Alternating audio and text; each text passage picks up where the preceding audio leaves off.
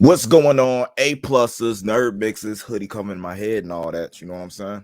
You already know what it is. It's your boy, Indy Uchiha, and I'm here to bring you the review for The Flash, Season 8, Episode 2. 222. Armageddon Part 222. Yeah. Um, little different of a review with this one, because instead of like doing a full breakdown, I want to talk about what we saw going on here. It was this episode was very revealing, and instead of having somebody like pop into a system the whole episode, I kind of like how they set this whole thing up, right? Because there was plenty of times that situations happen, like when he was fighting Zorta, or whatever the metahuman was that controlled his mind, that was from National City. uh and needing lightning and stuff like that. You thought we was gonna have a Black Lightning appearance, right? We did end up getting our Black Lightning appearance, but we didn't get my homie coming in until the very end of the episode, because I feel like Barry ended up calling and asking for help. And it's interesting that he called him instead of anybody else. We get a lot of appearances from Alex, because they're conversating with Alex, because over National City, they have a library. They deal with bringing aliens and stuff in, so of course they're going to have a library of different stuff going on with aliens. So they're asking Alex for help in order to run the database to find out who and what Despero is, and they're not able to find it. But it the storyline in particular for what they're doing with this Armageddon is actually pretty interesting. I think it's better than some of the things that they're done. They're relaying stuff back to Crisis. They're doing a lot of simulation, you know what I'm saying, affiliation with what happened in the past seasons. That they're not letting any of that lore die, and that's pretty interesting. But the Flash has his butt up against the wall, and there's nothing he can do to try to um save itself from this situation. It just seems like what's going to happen is what's going to happen. So uh it's going to be very interesting to me to see uh what the future leads. And I kind of understand now too why we're going to have a hiatus after this, because there's a lot going on, and Barry's going to need a break after this. This whole thing with Despero seems like it's got him going cuckoo for Cocoa Puffs. You know what I'm saying? So um we get some back history on Despero, that he was actually a freedom fighter on his planet, that decided to overthrow a tyrant. And since he showed mercy, since he showed mercy, the tyrant rose back to power and exiled him from his home planet. So he kind of looks at Earth as his second home. So you understand why he doesn't want Earth destroyed, and why he's ready to kill Barry in order to protect this home, because he doesn't want what happened to this home happen to the last one. So it kind of humanizes Despero a little bit, or alienizes. Is it disrespectful to say humanize to alien? You guys know what I mean. I'm not finna get into all of that. That's that click. That's that social justice thing clicking in my head. Me worried about being canceled for talking about extraterrestrials the wrong way. Um, yeah. Let's check out. Let's go ahead and let the cat out of the bag, the big thing out of the box. We haven't seen Joe West at all this season, and come to find out, which was actually a well kept secret the way they did this, Joe West passed away, but Barry doesn't remember. The minute I saw that happen, I understood what drove him to doing whatever it is that Despero's starting to do. Barry doesn't do good with loss, especially from a parental figure. It's crazy, because I think even if it was his wife, even if it was Iris, I don't think he would react this way. Uh, it's something about Barry Allen and parent figures that make him go a little nuts. So you know what I'm saying? So that was an interesting spin on the story, and the fact that nobody like really mentioned any of that like the first episode, because when they came around to it, when they ended up catching Zorta, I think that's her name. I might be totally wrong on that, but I just couldn't hear what they were saying, because I was trying to watch the Flash while the baby was asleep, so I didn't have the volume all the way up. So like when they were saying stuff, I'm like, what was that? Rewind. What was that? Rewind. It's good. Z. I'm just gonna call it Z.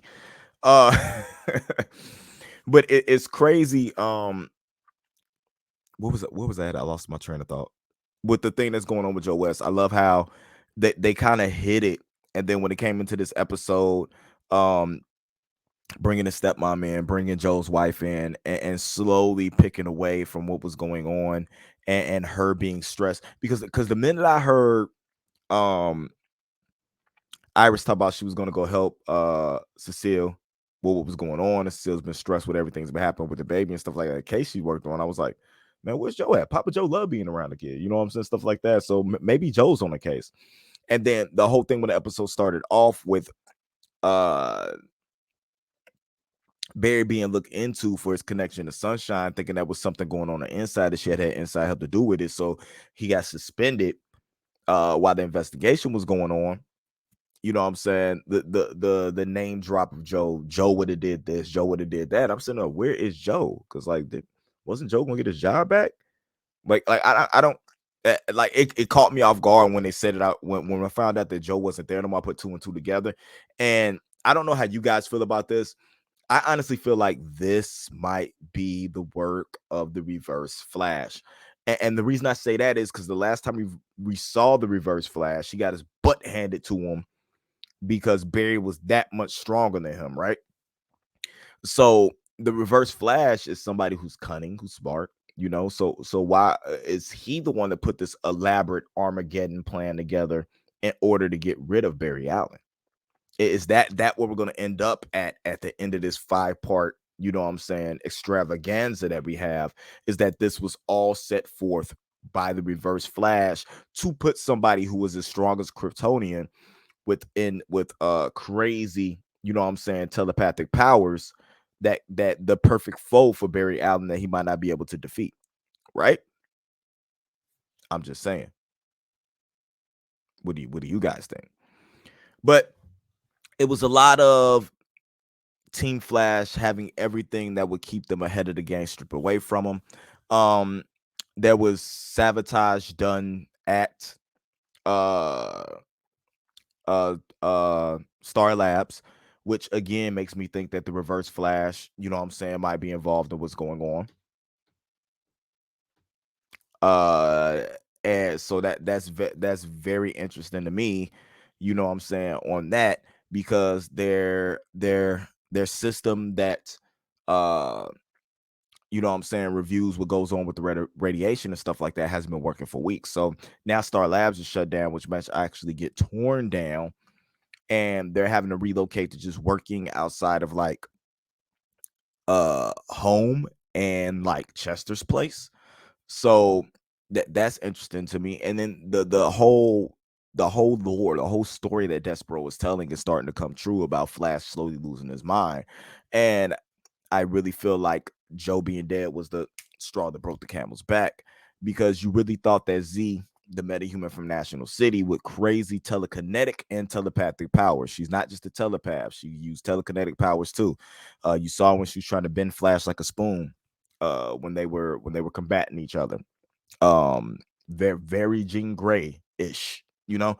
So think of Jean Grey, and then think about the things that Jean Grey can do, and then put that type of metahuman up against the Flash, and you can kind of put two and two together if you didn't watch the episode, you know. So them thinking that that might be her, and she's the reason that, you know, they come to the grips of, oh, if we can stop her, then maybe we stop everything that's going on. But coming to find out that everything that's happened is, you know what I'm saying, happening within the Flash himself, and him not recognizing this, you know what I'm saying, again making a mistake, not listening, not being calculated enough to figure out what's going on. But that type of grief, or maybe he, I don't know, maybe he ran into the past, but I really think this is something to do with the Reverse Flash that is putting all this into motion in order to confuse or stop Barry from, you know what I'm saying, since he can't do it, because he is no match for Barry Allen with his abilities right now, but he can outsmart Barry Allen. So this is pretty interesting to me, and what's happening with this. Um Interesting character developments in this episode, especially with Chester, who is a pacifist, and is tasked with by Killer Frost to make a weapon to be able to kill Despero, and his inner conflict with that going on, and the fact that after talking to other members of Team Flash, like Allegra, he ends up being able to create a device to protect the Flash instead of something that will kill, you know what I'm saying, Despero. And Killer Frost is all for killing for who she loves, and she doesn't want to see anything happen to Barry or anybody else, so she's down to do that. Barry even has flashes where like he's wigging out and he's attacking civilians and destroying property. He even attacked Team Flash, and they all think this has something to do with that Metahuman Z, but the attack on the city and the destruction of the property didn't happen until after Z was captured. So they're trying to figure out what happens, and then he just goes crazy berserk when he figures out that Joe's not there, because when he's like, we can go celebrate, we can get Joe to whip up some of that, you know what I'm saying, famous stuff he make, or maybe just whip up some burgers, and then everybody's looking at him like, come on, man, Joe's dead. You know what I'm saying? Passed away. It's not funny, Barry. And then he just flips out. And that's when he ends up running to the Hall of Justice. And you see him. It's really cool because I love the shot that they had with this when they went from Oliver's costume out, and then the Flash runs in, and then you see that never, you know what I'm saying, that ever burning arrow symbol, you know what I'm saying, in the floor. And then he takes his gloves off and he puts his hands on his chair and is scanning through the chair. So you see like Kara, you see like Martian Manhunter, and you get the Black Lightning, and you see, you know what I'm saying, Cress Williams' character walk up and ask Barry what's going on. And then Barry looks at him and just says, injustice. Man, to me, that was one of the best ways to bring the character in and push the storyline for just the Grant Gustin did a great job, to me personally, in this episode, with his acting, and just the confusion and the confusing parts, the confidence parts, and then just the I don't know, and then the asking for help. He's really in tune with what this character is and who he wants this character to be. And of course, we all love seeing Cress Williams, but we all love seeing Black Lightning back. I was very excited about this, and to know that it's going to be a whole nother episode with him in it, and we still have more characters, you know what I'm saying, to bring back. I do believe we had Alex showing up, you know what I'm saying. She already said that Martian Manhunter and Supergirl were off world, so we know they won't be back to help. But man, you still got Mia Queen. I mean, it's a lot to go on, and I just can't wait. This has been very good, and I love the way it's done. Let me know what you guys thought about this episode. What do you think about my Reverse Flash prediction as far as what's going on with that? Put it in the comments below. Let me know what you guys think is going on. Let's have this conversation in the comments. You can come over to the Facebook page at A Plus Opinions. We got the conversation over there. I'm really looking forward to what you guys think about this. You know what I'm saying? So we can broaden the spectrum and throw some ideas and stuff out there. You can always join the Patreon too. I'm gonna let Adam tell you guys how to do that. But until next time, as always, keep it A plus. This has been a Nerd Mix. Indy out. If you enjoy our content and want to be a part of helping our channel grow, become a patron supporter. We have affordable tiers to choose from that offer a variety of exclusive and early access content, from audio files for all of our shows for you to enjoy on the road, access to our Discord community, and plenty of reactions, reviews, character breakdowns, and more. Check us out at patreon.com/A+opinions. And as always, remember, like, subscribe, and hit that bell notification so anytime we drop a brand new video, you will be notified.